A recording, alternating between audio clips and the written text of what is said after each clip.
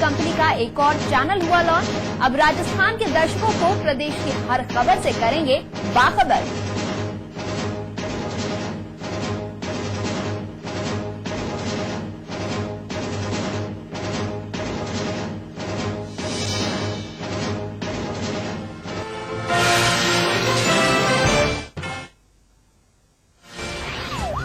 और इस वक्त की बड़ी खबर हम आपको बता रहे हैं, सर्वेश सिंह हत्याकांड में सीबीआई जांच की सिफारिश की गई है। पूर्व विधायक सर्वेश की गोली मारकर हत्या की गई थी। 19 जुलाई को घर के बाहर बदमाशों ने सर्वेश को गोली मार दी थी। बीएसपी के नेता थे सर्वेश सिंह। इस वक्त की बड़ी खबर हम आपको बता रहे हैं, बीएसपी नेता सर्वेश सिंह की हत्या के मामले में सीबीआई जांच की मांग की जा रही है। 19 जुलाई को सर्वेश सिंह की हत्या कर दी गई थी। उन्हें उनके घर के बाहर ही गोली मार दी गई थी। इस वक्त हमारे संवाददाता आलोक पांडे हमारे साथ जुड़े हुए हैं ज्यादा जानकारी के साथ। आलोक, सीबीआई जांच की सिफारिश की गई है, अब अगला मोड़ क्या हो सकता है?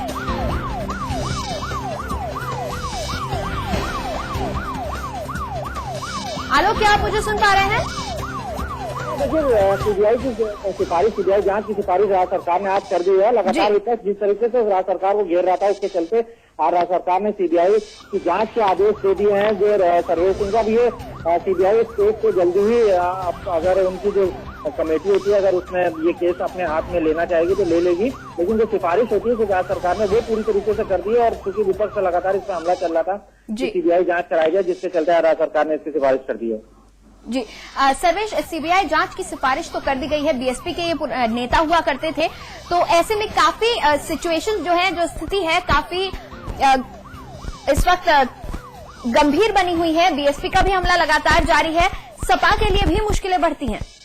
तो देखिए, बिल्कुल जिस तरीके से बीएसपी ने हमला किया था, उसने साफ तौर पर मांग की थी कि इस जो हत्याकांड की पूरी जांच की जो जांच है वो सीबीआई से कराई जाए। तो इसके चलते आज प्रदेश सरकार ने इसकी सिफारिश कर दी है। लगातार आप देख रहे हैं कि जो भी घटनाएं घट रही हैं, चाहे वो आतंकवादी की डेथ जो हो गई है उसकी जांच कराई थी, चाहे पूर्व कुंडा केस में उसी के चलते बीएसपी ने मांग की थी कि केस की भी जो जांच है वो सीबीआई से होनी चाहिए। आप कहना चाहेंगे कि कब तक ये साफ हो जाएगा, सीबीआई इस केस की जांच करेगी या नहीं?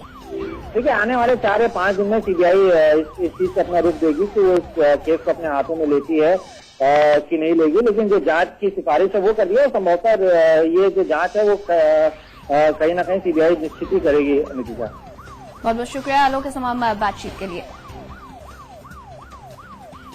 तो बीएसपी नेता सर्वेश सिंह की हत्या के मामले में सीबीआई जांच की सिफारिश कर दी गई है। अगले 4-5 दिन में यह साफ हो जाएगा कि क्या सीबीआई इस केस की जांच करेगी या नहीं। आपको बता दें, 19 जुलाई को सर्वेश सिंह को उनके घर के बाहर ही बदमाशों ने गोली मार दी थी। सर्वेश सिंह बीएसपी नेता हुआ करते थे।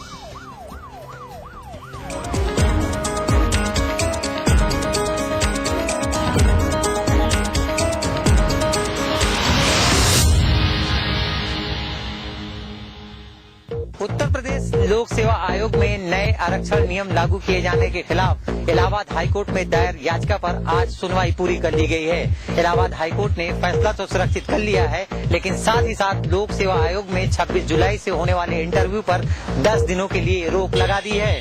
उत्तर प्रदेश लोक सेवा आयोग की प्रशासनिक सेवाओं में आरक्षण संबंधी नए नियमों के संशोधन के मामले में प्रतियोगी छात्रों की तरफ से दाखिल याचिका पर इलाहाबाद हाईकोर्ट ने अपना फैसला सुरक्षित कर लिया है।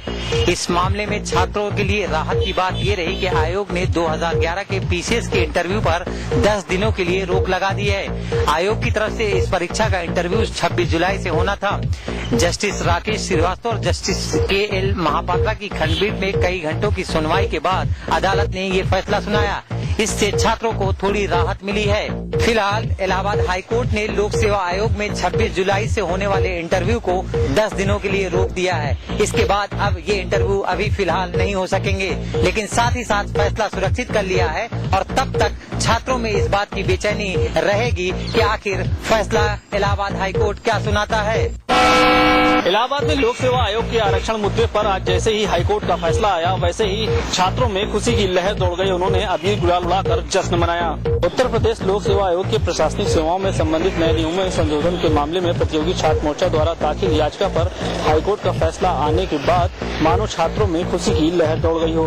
छात्रों ने पहले तो एक दूसरे को गले मिलकर बधाई दी, उसके बाद अबीर अबीर गुलाल उड़ाकर अपनी खुशी का इजहार किया। छात्रों ने एक दूसरे को मिठाई खिलाकर अपनी खुशी का इजहार किया। साथ ही उन्होंने ये भी कहा कि इस इंटरव्यू में जो हाईकोर्ट ने 10 दिन की रोक लगाई है, इससे साफ लगता है कि फैसला उनके पक्ष में आएगा। हालात को देखते हुए प्रशासन ने धारा 144 पहले ही लगा रखी थी और इसके मद्देनजर उन्होंने 1 से 12 तक के स्कूल 2 दिन के लिए बंद कर दिए हैं। छात्रों ने अपनी खुशी का इजहार सड़कों पर अबीर गुलाल उड़ाकर किया।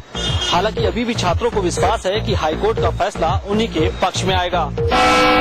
18 आईपीएस अधिकारियों ने सरकार के इकबाल को दिखाया ठेंगा। ट्रांसफर होने के 48 घंटे बाद भी अपना पुराना चार्ज नहीं छोड़ रहे हैं ये आईपीएस अधिकारी। प्रदेश में लॉ एंड ऑर्डर की स्थिति का हाल किसी से छिपा नहीं है। पुलिस अधिकारी अपनी ट्रांसफर और पोस्टिंग को लेकर आपस में ही भिड़े जा रहे हैं। 18 आईपीएस अधिकारियों ने सरकार के इकबाल को ठेंगा दिखा रखा है। उन्होंने सरकार के उस आदेश की नाफरमानी की है जिसमें उन्हें नई तैनाती के आदेश दिए गए हैं। इस आदेश के मिलने के 48 घंटे बाद भी ये आईपीएस अधिकारी अपनी पुरानी जगह नहीं छोड़ रहे हैं। इस पर गृह सचिव ने साफ कर दिया है कि ट्रांसफर के आदेश का स्थगित आदेश नहीं किया गया है, पर अधिकारी अपना नया चार्ज क्यों ले रहे हैं, इस बात का जवाब गृह सचिव के पास अभी भी नहीं है। हालांकि प्रदेश की कानून व्यवस्था हाशिए पे आकर खड़ी हो गई है, लेकिन इन आईपीएस अधिकारियों के लिए ये मलाईदार पद ही महत्वपूर्ण है। समाजवादी पार्टी का लोकसभा मंथन जारी है। चौथे दिन मुलायम सिंह ने बुलाया पश्चिमी उत्तर प्रदेश के प्रत्याशियों को, एक एक कर लोगों की बात सुनी। खास बात यह है कि इस बैठक में भी गुटबाजी सामने आ गई। इस कदर की कई मामलों में मुलायम सिंह यादव को खुद आमने सामने बैठा कर लोगों को समझाना पड़ा। सपा मुखिया ने एक बार फिर बुलाई लोकसभा सीटों की समीक्षा बैठक। इस बार बारी थी पश्चिमी उत्तर प्रदेश की लोकसभा सीटों की। मुलायम ने मेरठ, गाजियाबाद, सहारनपुर, बिजनौर, मुरादाबाद समेत करीब 15 लोकसभा सीटों के प्रत्याशियों, इन सीटों के विधायकों और जिला अध्यक्षों को बुलाया। मुख्यमंत्री भी बैठक में शामिल हुए। खास बात यह है कि मुख्यमंत्री और मुलायम सिंह यादव ने हर सीट के लोगों से एक एक कर बात की, सभी की परेशानी सुनी। इस बैठक में कई विधायकों, मंत्रियों की शिकायत भी हुई। बहरहाल मुलायम ने कहा कि सब मिलकर सरकार की उपलब्धि जनता तक पहुंचाएं। इस बैठक में कई विधायक और घोषित प्रत्याशी आमने सामने आ गए, एक दूसरे पर आरोप लगाया। मामला इस कदर बिगड़ा कि खुद सपा मुखिया को इस मामले में पहल करनी पड़ी। खुद मुलायम ने लोगों के बीच की सुलह कराई। सपा मुखिया मुलायम को दिल्ली के लाल किले तक पहुंचाने के लिए उनकी पार्टी एड़ी चोटी का जोर लगाए है, पर सच्चाई ये भी है कि सपाइयों का आपसी अहम उन्हें एक साथ काम करने दे नहीं रहा। लोकसभा सीटों की हर समीक्षा बैठक में पार्टी की गुटबाजी सामने आई है। मुलायम सिंह ने अपने कार्यकर्ताओं को एक रहने की नसीहत दी है, यानी सियासी विरोधियों से पहले मुलायम सिंह को अपने काडर को एक रखने के लिए खासी मशक्कत करनी पड़ रही है।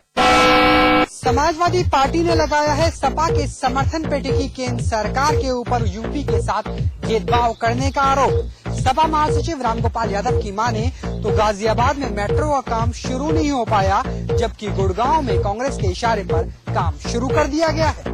समाजवादी पार्टी के महासचिव प्रोफेसर रामगोपाल यादव ने केंद्र सरकार के ऊपर भेदभाव का आरोप लगाया है। रामगोपाल यादव की माने तो गाजियाबाद प्राधिकरण ने डीएमआरसी को पूरा पेमेंट किया और हर एक शर्त मंजूर की, उसके बावजूद गाजियाबाद में मेट्रो का निर्माण कार्य शुरू नहीं हुआ, जबकि एनसीआर के एक और शहर गुड़गांव में जहां कांग्रेस शासित राज्य सरकार है, वहां मेट्रो का काम जोरों पे चल रहा है। रामगोपाल यादव ने राहुल गांधी की पाठशाला पे भी चुटकी ली और कहा कि उन पार्टियों को ही सोशल मीडिया पे काम करने की जरूरत पड़ती है जिनका संगठन और कैडर कमजोर पड़ चुका है।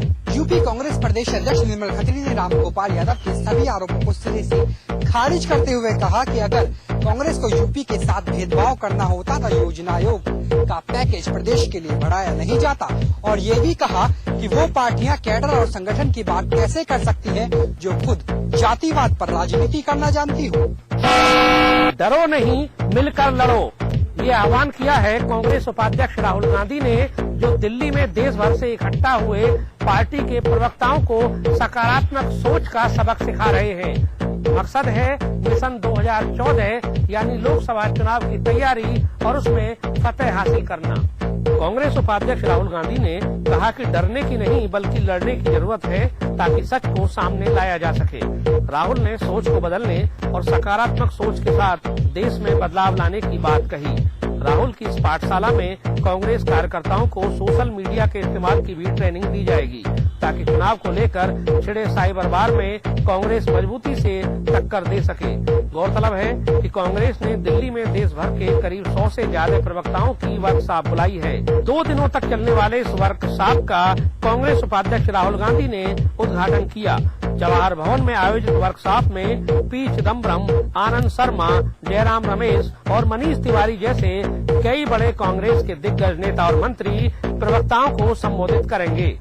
कांग्रेस उपाध्यक्ष राहुल गांधी की देखरेख में 2 दिन तक चलने वाले इस सम्मेलन का मकसद है कि विपक्ष की ओर से कांग्रेस और यूपीए सरकार के खिलाफ जो गलतफहमियां फैलाई जा रही हैं, कांग्रेस के प्रवक्ता उसका माकूल जवाब दे सकें। इस सम्मेलन को शशि थरूर वीडियो कॉन्फ्रेंसिंग के जरिए संबोधित करेंगे। आपको बता दें कि नरेंद्र मोदी और उनकी टीम जिस तरह कांग्रेस पर साइबर वार के माध्यम से लगातार वार कर रही है, इससे कांग्रेस के अंदर हड़कंप मचा है। इसी का जवाब देने के लिए कांग्रेस प्रवक्ताओं को तैयार किया जा रहा है। लखनऊ में बसपा सुप्रीमो मायावती ने पूर्वी उत्तर प्रदेश के लोकसभा प्रत्याशी, सांसद, विधायकों के अलावा कोऑर्डिनेटरों के साथ समीक्षा बैठक की। इस दौरान बसपा सुप्रीमो मायावती ने नेताओं को लोकसभा चुनाव के लिए जी जान से जुट जाने का निर्देश दिया, साथ ही अपनी सुरक्षा स्वयं करने की सलाह भी दी। बसपा सुप्रीमो मायावती ने लोकसभा क्षेत्रवार एक प्रत्याशियों को चुनाव को लेकर तैयारियों और क्षेत्रों में उनकी मजबूती को लेकर फीडबैक लेना शुरू कर दिया है, जिसे नाम समीक्षा बैठक दिया गया है। 21 से 23 जुलाई तक लखनऊ पार्टी कार्यालय में होने वाली समीक्षा बैठक में पार्टी की क्षेत्रवार समीक्षा की जा रही है। पूर्वी यूपी की होने वाली बैठक में बसपा सुप्रीमो मायावती ने फैजाबाद, देवीपाटन, बस्ती, गोरखपुर, आजमगढ़, वाराणसी, कुशीनगर, देवरिया और मिर्जापुर के प्रत्याशियों के साथ चुनाव तैयारियों की विस्तार से समीक्षा किया और इस कड़ी में 23 जुलाई को लखनऊ और कानपुर मंडल के जिलों की भी समीक्षा होगी। बसपा सूत्रों की माने तो अपनी रणनीति के तहत मायावती ने एक प्रत्याशी के संबंध में कोऑर्डिनेटर स्तर पर विस्तृत कर फीडबैक लेना शुरू कर दिया है। 21 से 23 जुलाई तक चलने वाली इस बैठक में मायावती ने पार्टी के प्रत्याशियों, जोनल कोऑर्डिनेटर, सांसदों, विधायकों, विधान परिषद सदस्यों के अलावा पूर्व प्रत्याशियों के साथ विस्तृत समीक्षा कर रही हैं। इससे संगठन की बूथ स्तरीय सब चुनावी तैयारियों से लेकर प्रत्याशियों की क्षेत्र में मजबूती पर भी चर्चा हो रही है। समीक्षा बैठक में बसपा सुप्रीमो मायावती ने एक बार फिर समाजवादी पार्टी सरकार पर जमकर हमला बोला और कहा कि यूपी में कानून व्यवस्था पूरी तरह से खराब हो चुकी है, चुन चुन कर हत्याएं की जा रही हैं, लिहाजा बीएसपी इस पर नेता अलर्ट रहे।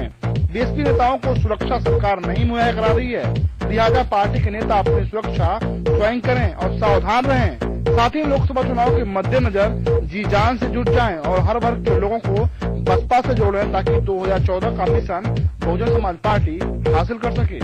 इतना ही नहीं, समीक्षा बैठक के दौरान बसपा सुप्रीमो मायावती ने समाजवादी पार्टी की सरकार पर जमकर हमला बोला और कहा प्रदेश में चुन चुन कर हत्याएं कराई जा रही हैं, लिहाजा पार्टी के नेता अपनी सुरक्षा स्वयं करें और लोकसभा चुनाव की तैयारियों के मद्देनजर सर्व समाज को बीएसपी से जोड़ें ताकि 2014 का मिशन बीएसपी हासिल कर सके। आखिरकार आपदा के 100 महीने बाद प्रदेश के मुख्यमंत्री विजय बहुगुणा केदारनाथ धाम पहुंचे। मुख्यमंत्री ने जहां केदारनाथ मंदिर में तबाही का मंजर अपनी आंखों से देखा, वहीं खुद मुख्यमंत्री ने साफ सफाई में श्रमदान भी किया और आश्वासन दिलाया कि जल्द ही केदारनाथ धाम को और भव्य बनाया जाएगा। 16 जून को केदारनाथ धाम में जो तबाही का सैलाब आया और वहां जो बर्बादी हुई, उसके गवाह प्रदेश के मुख्यमंत्री विजय बहुगुणा भी सोमवार को बन गए। मुख्यमंत्री विजय बहुगुणा ने सोमवार को केदारनाथ धाम में तबाही का मंजर देखा, साथ ही कैसे मंदिर में साफ सफाई की जाए इसके भी निर्देश मुख्यमंत्री ने अधिकारियों को दिए। मुख्यमंत्री विजय बहुगुणा के साथ मुख्य सचिव सुभाष कुमार व मंदिर समिति के अध्यक्ष गणेश गोदियाल ने भी दौरा किया। मुख्यमंत्री ने जहां गर्भगृह में जाकर शिवलिंग के दर्शन किए, वहीं मंदिर में मलबा हटाने के कार्य में श्रमदान भी किया। आपको बता दें कि आपदा के बाद पहली बार मुख्यमंत्री केदारनाथ धाम पहुंचे और उन्होंने वहां की स्थिति का जायजा लिया। वहीं मुख्यमंत्री ने साफ कहा कि जल्द से जल्द केदारनाथ मंदिर का पुनर्निर्माण कर लिया जाएगा और इस बार इसे पहले से ज्यादा भव्य बनाया जाएगा। वहीं मुख्यमंत्री ने घोषणा की कि केदारनाथ धाम में एक स्मृति स्थल उन लोगों की याद में बनाया जाएगा जो आपदा में केदारनाथ में ही काल कल्पित हो गए। वहीं मुख्यमंत्री ने साफ कहा कि एएसआई ने साफ कहा है कि मंदिर परिसर के आसपास कोई निर्माण नहीं होना चाहिए। ऐसे में सरकार मंदिर परिसर के आसपास किसी भी तरीके के निर्माण कार्य नहीं होने देगी।